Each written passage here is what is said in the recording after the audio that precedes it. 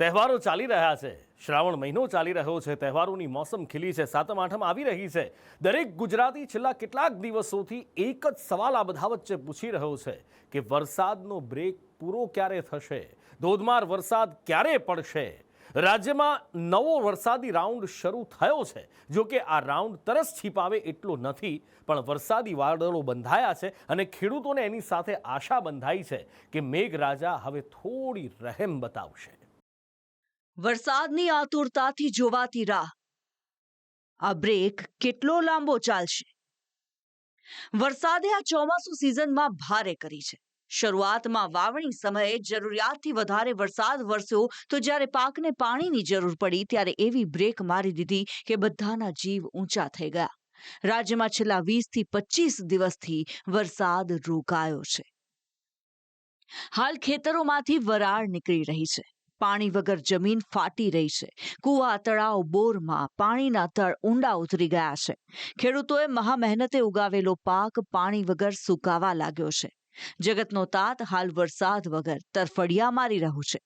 ખેડૂત છે ઈશ્વરને આધાર રાખી અને સૌથી જો વિશ્વાસુ આ દુનિયાની અંદર હોય તો ખેડૂત છે, કુદરત ઉપર આધાર રાખે છે અને પોતાનું જે વરસાદ પેલો થાય ત્યારે જે ખર્ચ થાય એમાંથી 60% ખર્ચ ઉત્પાદનનો જે થતો હોય એ 60% ખર્ચ એમને ઈશ્વર આધાર નાખી દે છે। આ દશાની અંદર ખેડૂત છે એ લાચાર બની બેઠો છે અને ખેડૂતોની વરસાદ ખેંચાતા આકાશી રોજી છે। આભમાં હણી નહીં ને અભણને આંધળાનો કોઈ ધણી નહીં। આ અભણને આંધળા છે તો આ હુકાઈ જાય। પાણી વિનાનો સુકાગ્રાનો રોગ છે, તળકીડી આવી એટલે ખેડૂતો બિચારો આકાશ અંબી મીટ માંડીને બેઠો ને સરકારી તંત્ર એના આંકડા આપે કે સોમનાથ જિલ્લામાં 10 ઇંચો ને 15 ઇંચો। અરે મારા વાલા, અમારે કંઈ જોતું નથી સરકાર પાસેથી, પણ આંકડા તો હાસા આપો। આ કોડીનારમાં ટોટલ 4 થી 5 ઇંચ વરસાદ થયો। અમારે કંઈ જોતું નથી તમારું કે અમારે કોઈ દુષ્કાળ જાહેર કરે કે ન કરે। આ તો અનાદિકાળથી દડા ખાતા અને ખાતા જાહે, પણ આંકડા ચોખ્ખા અને હાસા આપો અને ખેડૂતોની અને મજૂરોની દશા માઠી છે। ખેતરોના હાલ જોવા જેવા રહ્યા નથી। ખેતરોમાં પાક તો દેખાઈ રહ્યો છે, પણ તે પાણીની તંગીના કારણે ધીરે ધીરે મરી રહ્યો છે, સુકાઈ રહ્યો છે। ધરતીપુત્રો આકાશ તરફ મીટ માંડીને બેઠા છે કે આજે વરસશે મેહુલિયો, કાલે વરસશે, પણ વરસાદ વરસતો નથી, જેને કારણે હાલ પાક વેન્ટિલેટર પર આવી ગયો છે, જેને બચાવવા હવે એકમાત્ર ઉપાય છે પિયત। કુદરતી જે વરસાદ છે પણ કુદરતી અમારથી રૂઠો હોય એવું લાગે છે અને અમારો પાક બધો નિષ્ફળ જાય એવું અમને લાગે છે। અમે જે બિયારણ દવાના ખાતરના જે ખર્ચા કર્યા છે એ પણ નહીં નીકળે એવું અમને લાગે છે। અને જે અમે પશુપાલન કરીએ છીએ, ખેતી કરીએ છીએ, એમાં અમારે એક બે માલઢોર હોય, પણ એના માટે ઘાસચારાને પણ અત્યારે સુકાઈ ગયું છે। એ પણ અમને એમ થાય છે કે આ માલઢોરને ઘાસચારો ક્યાંથી કાઢશું અમે। કુવા, તળાવ અને ડેમમાં હજી જોઈએ એટલા પાણી નથી। સિંચાઈની મોટાભાગની કેનાલો કોરી કટ પડી છે। પાકને બચાવવા ખેડૂતોએ જમીનમાંથી પાણી ખેંચવાનું શરૂ કર્યું છે, પણ મુશ્કેલી આવે એટલે એક સાથે આવે છે। પાણીના તળ ઊંડા જવાથી બોરવેલ પણ હાંફી રહ્યા છે। બીજી બાજુ તંત્રની વીજળીનો માર, વીજળી હોય તો પાણી કાઢશો ને। વરસાદ રોકાતા હાલ કૃષિ વીજની માંગ 4 ગણી થઈ ગઈ છે। જો કે ઝટકા વીજળીથી ખેડૂતો પરેશાન થયા છે। હવે વરસાદ ન હોવાના કારણે કૂવા કે બોરમાં પાણી પણ કલાક 1.5 કલાક જેવી મોટર હાલે છે કે એ લોકોએ 10 કલાક વીજળી તો કરી, પણ વારંવાર ઝટકા ખવડાવ્યા કરે, કલાક 1.5 કલાકે ઝટકો આવે। આ બધા વચ્ચે આકાશમાં બંધાતા વાદળો જોઈને ખેડૂતોને આશા બંધાઈ છે।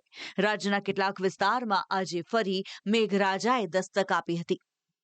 દક્ષિણ ગુજરાત, પૂર્વ ગુજરાત અને સૌરાષ્ટ્રના કેટલાક વિસ્તારોમાં આજે વરસાદી ઝાપટા પડ્યા હતા।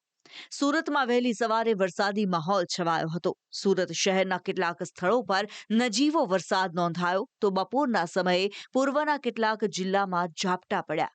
છોટાઉદેપુરમાં બપોરના સમયે હળવો વરસાદ પડતા વાતાવરણમાં ઠંડક પ્રસરી હતી, જ્યારે બપોરના સમયે સૌરાષ્ટ્રના અમરેલી સહિતના કેટલાક વિસ્તારમાં ઝાપટા પડ્યા, જેને લઈને ધરતીપુત્રોના કાળજાને ઠંડક પહોંચી છે। આજે નહીં તો કાલે સારો વરસાદ પડશે, અમારી મુશ્કેલી દૂર થશે। સમગ્ર રાજ્યમાં વરસાદ ખેંચાતા ખગોળવિદ દિવ્યદર્શન પુરોહિત કહી રહ્યા છે કે આ સ્થિતિ માટે આપણે જ જવાબદાર છીએ। વાતાવરણમાં ભેજ નહીં બનતા વરસાદ ખેંચાયો છે। અત્યારે જે પરિસ્થિતિમાં આપણે પસાર થઈ રહ્યા છીએ એમાં ભલભલા ક્લાઇમેટ મોડેલ જૂઠા પડી રહ્યા છે, ભલભલા ક્લાઇમેટોલોજીસ્ટ જૂઠા પડી રહ્યા છે, મેટિયોરોલોજીસ્ટ જૂઠા પડી રહ્યા છે. એનું કારણ એક જ છે કે માનવ જે આંતરિક સુખ પાછળ દોડ મૂકી એના કે વૃક્ષોનું આડેધડ નિકંદન કરી નાખ્યું, તળાવોને આડેધડ પુરાણ કરી નાખ્યા, વાહનો અતિ વધારે ને વધારે સંખ્યામાં ચલાવવા માંડ્યા, જેને કારણે કાર્બન ડાયોક્સાઇડ 7 લાખ વર્ષ પહેલાં જેટલો હતો એનાથી પણ વધારે 430 પાર્ટિકલ્સ પર મિલિયન પેદા થઈ ગયો. સાથે પ્રદૂષિત particles, particular matter, ozone, nitrous oxide, sulphur dioxide વગેરે પણ પેદા થવા માંડ્યા. કેમ કે ગરમી એકદમ સખત થઈ ગઈ છે પણ હ્યુમિડિટી નથી. ભેજ જે હોવો જોઈએ, ભેજ અત્યારે 50 થી 60% જેટલો જ ભેજ છે. હવા છે, હવાનું દબાણ પણ ઓછું છે, પરંતુ ભેજ બહુ ઓછો છે, એને કારણે વરસાદ પડતો નથી. જો કે ખગોળવિદ દિવ્યદર્શન પુરોહિતનું અનુમાન છે કે 24 ઓગસ્ટ પછી રાજ્યમાં ધોધમાર વરસાદ પડી શકે છે. માનવીએ હવે દુકાળ, પૂર, ગરમી અને ઠંડી સહન કરવાની શક્તિ રાખવી પડશે. એટલે વરસાદના ચાન્સીસ હજી છે. હજી 24 ઓગસ્ટની આસપાસ વધારે વરસાદ ધનધનાઈને પડવાની આશા મને સંભાવના લાગી રહી છે. પરંતુ આવી કઠોર ઋતુ હવે સેવાની, એટલે દુષ્કાળ પણ સેવાની અને પૂર પણ સેવાની અને ઠંડી પણ સેવાની અને અત્યધિક ગરમી સેવાની તાકાત હવે આપણે રાખવી જ પડશે. જૂનાગઢના બીજા આગાહીકાર રમણીક વામજાનું કહેવું છે કે આકાશી ગ્રહોની દશા જોતા લાગી રહ્યું છે કે આગામી 12 થી 17 ઓગસ્ટ વરસાદ રહી શકે છે.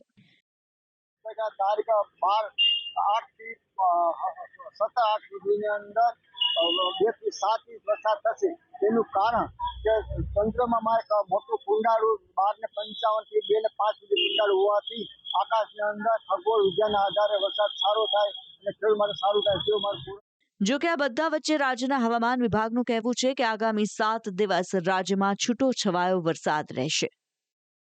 आज का जो फोरकास्ट है 12 से लेकर 18 अगस्त तक, इसमें हल्का से मध्यम बरसात होने का संभावना है गुजरात राज्यों में और यूनियन टेरिटरी दीव दमन दादरा नगर हवेली में.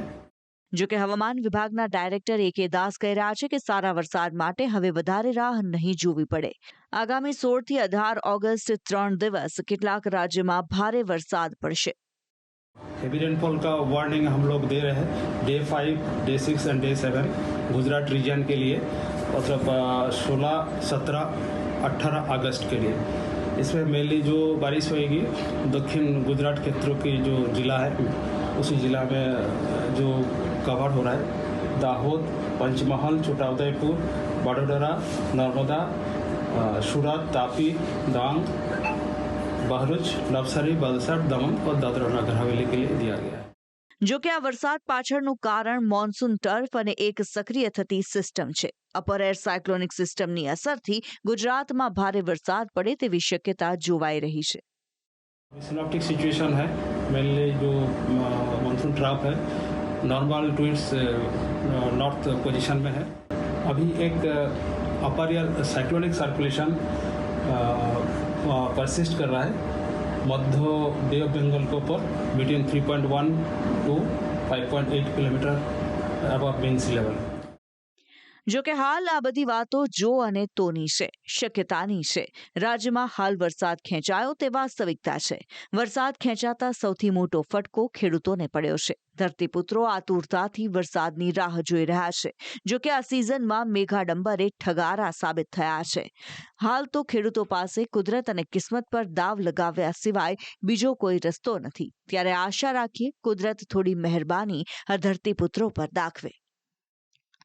બ્યુરો રિપોર્ટ, સંદેશ ન્યૂઝ.